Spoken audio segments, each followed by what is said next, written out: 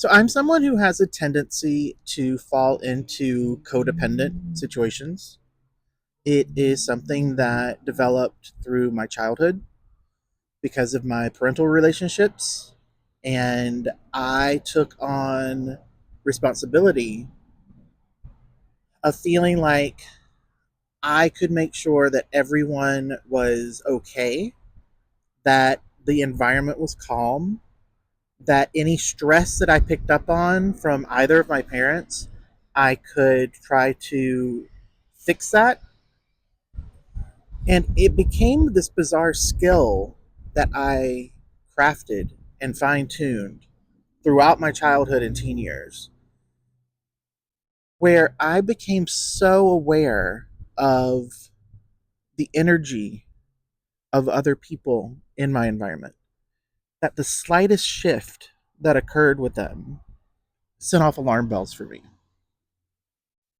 And because I had seen how those things could escalate and what they could turn into when they weren't dealt with quickly, I became the person who, as soon as I picked up on a shift that represented that things might be about to make a turn, I would go into this place in my mind where I would try to take on more responsibility than I could actually manage as a child, or I would try to entertain, people please. I would sometimes, if I couldn't come up with a like a health, quote unquote healthy, those things aren't healthy, what I just named, but in my mind, if I couldn't come up with something that was good, very often I would act out.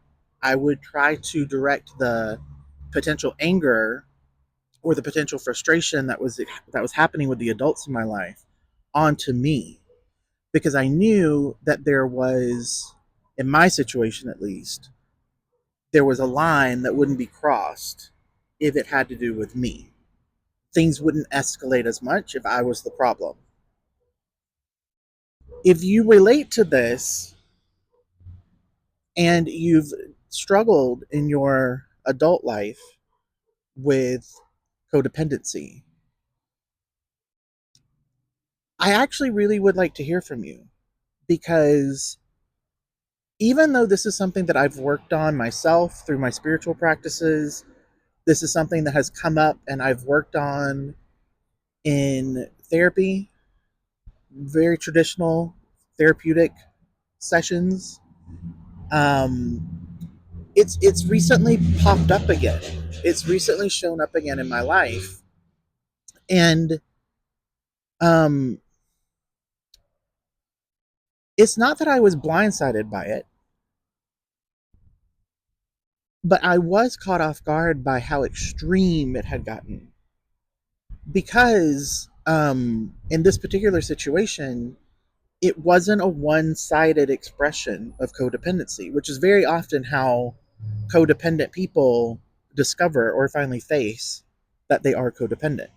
Because what tends to happen is you have one person who will sacrifice themselves, sacrifice their wants, sacrifice their self of identity. Um, they will completely lose themselves in a role basically of a caretaker for someone else, to the point that their own needs aren't being met, their own desires aren't being met, and very often they end up in a place where they don't really know who they are or what they want. And the thing that typically will break a codependent out of that is when they're partnered with someone who will take and take and take and take until there's really nothing left of that codependent person to give anymore. They've just been like zapped dry, basically. But the other way that codependents can end up in an unhealthy situation is if they end up in a relationship with someone else who's codependent. Because what happens there is it's much more it's much more tricky to see it as it's happening. Because what you have in that situation, it's two people who are focused on each other in a way that seems very loving, seems very caring, seems very nurturing, seems very focused on trying to um, there's this focus on trying to make sure that your partner is okay. There's this sense of protection that starts to form. And for codependents, they almost become, like I was saying earlier, like obsessive with watching the emotions and the energy levels of their partner. When it's a two-way street instead of that one-way relationship, that can become something that really swirls out of control, but it takes a much longer time for either of the people involved in it to feel drained. Because while they are giving, right, there's lots of energy flowing out of them towards the other person, that other person is doing the same. And I know some of you might be like, well, that's just a healthy relationship, but it's not. It's not a healthy relationship. Because in a truly healthy relationship, the primary focus for both of those partners is going to be themselves, their needs, their wants, being able to provide for themselves, being able to clearly articulate what it is that they want for their life, the things that bring them joy, the things that bring them happiness. And they're able to not only express those things, but they're able to seek those things out and provide them for themselves. In a truly healthy relationship, when both partners are doing that, then they're able to stand on their own, separate from one another. And the choice of that relationship is not that there is this symbiotic sort of thing where I'm getting an idea of who I am by how happy you are, and you're getting a sense of who you are by how happy I am. Instead, that flips, and it's you know who you are fully, and you're able to show me who you are fully, and I can do the same. And when the relationship is coming from that perspective, where two people are really solidly rooted in who they are, they know themselves, and they choose at that point to be in a relationship with one another, that's where you really have a truly solid foundation. Because in that dynamic, no one is unsure of what it is that they want. No one is unsure of who it is that they are. Those things are certain because they're coming from within. They're not something that you're trying to find externally by how someone else looks at you or how someone else feels about you or by how much you feel you contribute to that other person. So when it's a situation where the codependent thing is not at play, that's when you know that you have a very solid foundation because that person isn't seeking something from you about them. They're choosing to be in a relationship with you because of who you are and who you have shown them you are.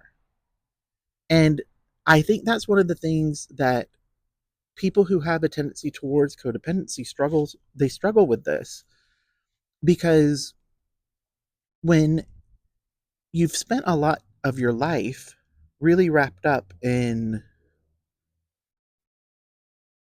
whether or not you seem valuable to other people, trying to find a way to feel valuable just because you exist, just because you are you, that can be really, really hard.